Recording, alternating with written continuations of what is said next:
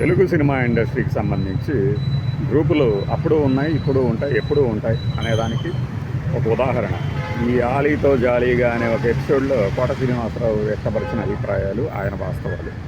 అయితే ఈ ఆ గ్రూపు ఎలాంటిది అంటే మన వాళ్ళకి ఒత్తాసుగా ఎన్నాళ్ళైనా పనిచేస్తూనే ఉంటుంది. ఈ మన అనే దాంట్లో కులం ఉండొచ్చు, వర్గం ఉండొచ్చు, పార్టీ ఉండొచ్చు, ఎవరైనా సరే ఎంత తెలివిగా వీళ్ళు వ్యవహరిస్తూ ఉంటారంటే కోట శ్రీనివాసరావు గారు ఇప్పటికే చాలా ఇంటర్వ్యూలో చెప్పుకొచ్చారు. ఆయన చేత మళ్ళీ ఇప్పుడు ఆలీ చేత అడిగించి, అది పాతది కావచ్చు కొత్తది కావచ్చు వీడియో, మళ్ళీ అడిగించి దాని ద్వారా ఆయన ఏదో పెద్ద పడ్డాను గతంలో చేసిన దానికి పడ్డాను అనిపించి వాళ్ళ ఈగో సాటిస్ఫై చేయటం. కానీ ఆయన చేసిన దానికే అన్నా నేను, అంతేగాని ఆయన చేసిన తప్పు అనలా. కానీ అతనికి అలా అనిపిస్తుంది. ఎందుకు అంటే ఇప్పుడు ఎన్టీఆర్ గారు నటించినటువంటి సినిమాలు చాలా మనకు అందుబాటులో ఉన్నాయి. చాలామంది ఆయన ఇమిటేట్ చేస్తారు, ఈ రోజుకి చేస్తారు. అలాంటిది రాజకీయ పరంగా అతను చేసిన తప్పుల్ని మన సినిమాల్లో చూపించి ఎండగట్టాలి అనేది కాంగ్రెస్ వాళ్ళ ప్లాన్ కావచ్చు, నిర్మాతల ప్లాన్ కావచ్చు, కృష్ణ గారి ప్లాన్ కావచ్చు. అందులో భాగంగా ఆ మండలాధీశుల్లో కోట శ్రీనివాసరావు గారిని తీసుకోవాలనుకున్నారు. ఆయనైతే బాగుండు అనుకున్నారు.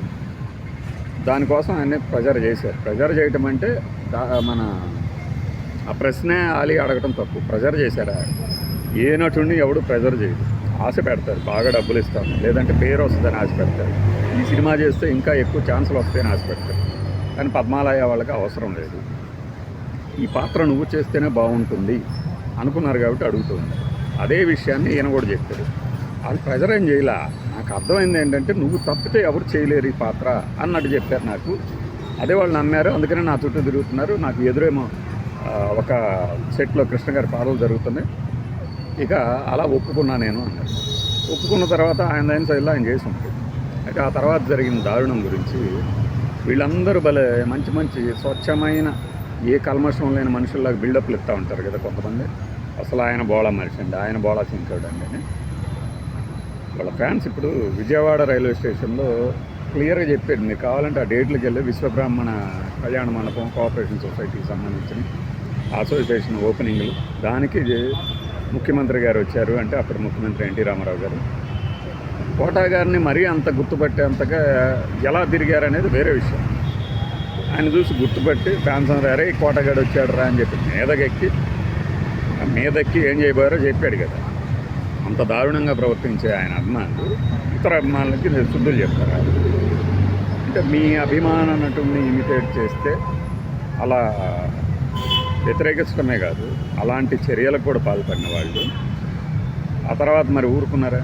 శశిరేఖ శపథం అనే రూపా గంగూలీ హీరోయిన్గా మన శ్రీపతి రాజేశ్వర్ గారు ఎన్టీఆర్ అభిమాన సంఘాల అధ్యక్షుడు, ఆ పేరిట ఆయన ఒక ఎమ్మెల్యే సీట్ కూడా సంపాదించారు అప్పట్లో. మరి సమత నగర్లోనే ఎక్కడ గుర్తులేదు నాకు. ఆయన సినిమా తీసి అందులో కృష్ణ గారి పాత్రను కూడా చూపించి వాళ్ళు చేయగలిగిందంతా చేశారు. మరి దాని మీద కృష్ణ గారి ఫ్యాన్స్ రియాక్ట్ అయ్యారా? తిరుపతి రాజేశ్వరిని ఏమన్నా మీద పడేసి కొట్టేశారా, కుమ్మేశారా? లేదు కదా. ఇది శుద్ధులు చెప్పేవాడు ఆచరించకపోతే వచ్చే ప్రాబ్లం అనమాట. 50 ఏళ్ల తర్వాత అయినా అది వదిలేస్తే దాని తర్వాత నందమూరి బాలకృష్ణ గారు మొహం మీద ఉమ్మేశారు అని కోట శ్రీనివాసరావు గారు ఓపెన్గా చెప్పారు. దాని గురించి అడిగించాల్సింది ఆలిచ బాగుండేది.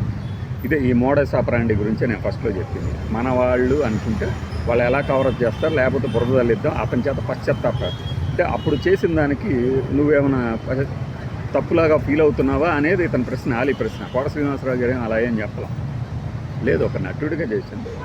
తప్పు చేశాను అని అనుకున్నాను అంటే ఆ క్యారెక్టర్ చేయకుండా ఉండాల్సిందే అంటే ఈ ఇబ్బందులు వస్తాయి. అంతేగాని చేసిన దానికి పశ్చాత్తాపడుతున్నా, ఒక సంవత్సరం పాటు సినిమాలు లేకుండా ఉన్నాను, వేరే వాళ్ళు ఎవరు రానివ్వలేదు అంటే ఆయనకంటూ కొన్ని గ్రూపులు ఉంటాయి కదా నిర్మాతలు, కన్ఫర్మ్ అయిపోయింది కదా ఇండస్ట్రీలో గ్రూపుల గురించి.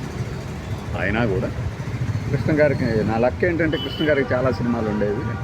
కృష్ణ గారికి చాలా సినిమాలు అప్పుడేంటి 70 నుంచి ఉన్నాయి, 70, 80, 90, ఆ తర్వాత 94 కూడా ఉన్నాయి. ప్రతి సినిమాలో ఒక క్యారెక్టర్.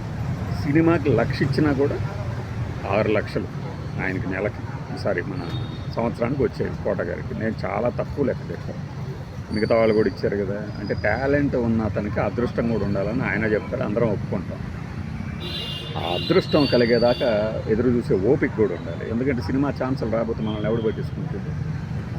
పలానా ఆయన తీసుకుంటే పెద్ద ఆయనకు ఆగ్రహం కలుగుతుంది, నీళ్ళల్లో ఇళ్ళే బిల్డప్లు ఇచ్చుకుంటే ఆయనకు ఆగ్రహం సంగతి పక్కన పెడితే ఏళ్లలో ఇళ్ళు బిల్డప్లు ఇచ్చుకుంటూ తిరుగుతూ క్యారెక్టర్లు ఇవ్వకపోయిన వాళ్ళే ఆ తర్వాత ఒక పిసినారి క్యారెక్టర్లో సినిమా సూపర్ హిట్ అయితే ఈ ఫ్లోర్ అంతా కోటా గారి వలన ఈ ఫ్లోర్ కట్టగలిగిన అంత కలెక్షన్స్ వచ్చినాయి, అంత సినిమా హిట్ అయిందని చెప్పుకున్నారంటే అది ఒక టాలెంట్ ఉన్న నటుడు.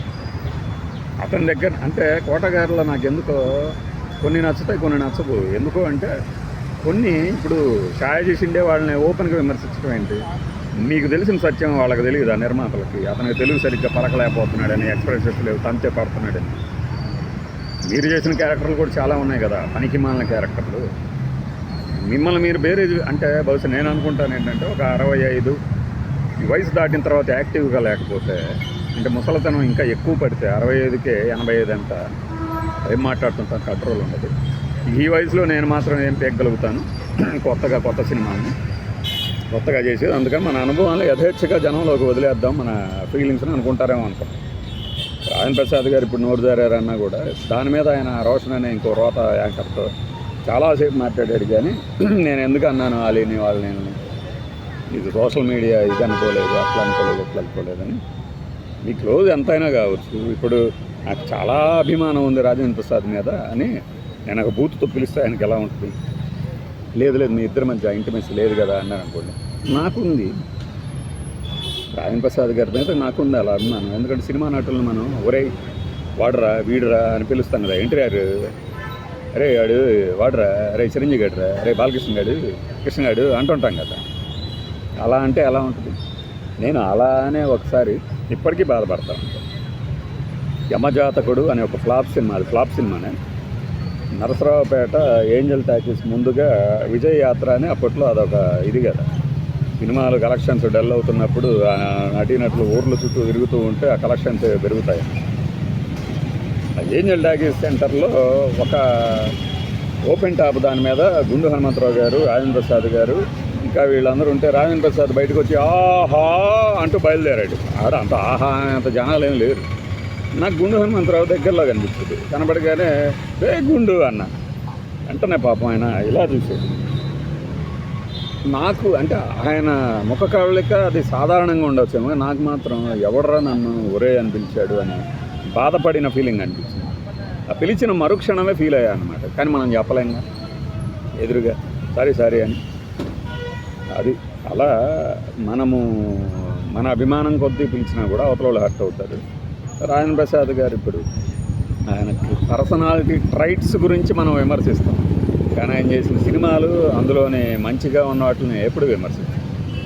ఈ రెండింటి మధ్య తేడా గమనించిన వాళ్ళకి అర్థమవుతుంది మనం దేన్ని విమర్శిస్తున్నాము, దేన్ని అభినందిస్తున్నాము, దేన్ని అభిమానిస్తున్నాము అనేది. ఇది తెలియనప్పుడు అలాంటి వాళ్ళని మూర్ఖులు అంటారు, పిచ్చి అభిమానులు అంటారు అన్నమాట. ఎన్టీఆర్ గారిని అభిమానించిన వాళ్ళు ఎవరైనా ఉంటారా? అలానే ఆయన ఇష్టానికిగా కర్షక పరిషత్తులు, వారుని వాహినులు ఇలా పేరిట ఆస్తులు దోచిపెట్టేస్తూ ఉంటే వాటి మీద విమర్శలు రాకుండా ఉంటాయా? అంత ఎందుకు 84 నుంచి 89 దాకా ఆయన పూర్తిగా పరిపాలించిన తర్వాత ఏం చేశారు జనం? కేవలం కృష్ణ గారి సినిమాల వల్లనే వెనక్కి పెట్టలేదు కదా. ఆయన చేసిన పనులు చూశారు కదా.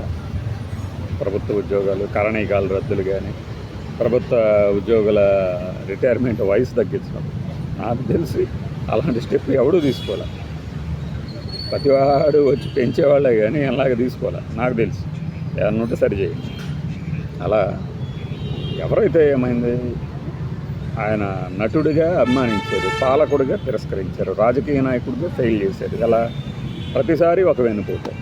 నాదెండ్ల భాస్కర్ రావు, చంద్రబాబు నాయుడు గారు దానిని పార్టీని కాపాడుకోవటానికని అప్పటి నుంచి ఇప్పుడు దాకా వేస్తూనే ఉంటారు. సరే, ఈ వెన్నుపోటు గురించి ఎందుకు వీళ్ళకింత అభ్యంతరం అంటే, ఆ పదం వినగానే చంద్రబాబు నాయుడు గారు అంటారు కాబట్టి ఆ పదం మీద వీళ్ళకి వ్యతిరేకత, అంతే, అంతకుమించి ఏం లేదు. నాకు ఈ వెన్నుపోటుకు సంబంధించి జనసేన వాళ్ళు వేసిన ఒక మంచి కౌంటర్ బాగా కామెడీగా అనిపించింది. నేనేమి దాన్ని సమర్థించట్లా, అట్లానే వ్యతిరేకించట్లా. అట్లా నాకు జస్ట్ కనపడింది వెంటనే ఇన్స్టంట్ రియాక్షన్ నాకు అప్పుడు అనిపించింది. వైఎస్ఆర్సీపీ వాళ్ళు అసలు జూన్ 4న వెన్నుపోటు అంటే ఆడెవడో ఉన్నాడు. ఆడెవడో అని కూడా ఎందుకు అంటున్నానో మీ అందరికీ తెలుసు. మార్చి 15న ఈ గుండెపోటు దినంగా ప్రకటించాలి. ఎందుకంటే తెలుసు కదా, WHO అని వాళ్ళ ప్రపంచ ఆరోగ్య సంస్థను మేము డిమాండ్ చేస్తాము అని. అది మంచి సెటైర్ అనిపించింది నాకు. బై.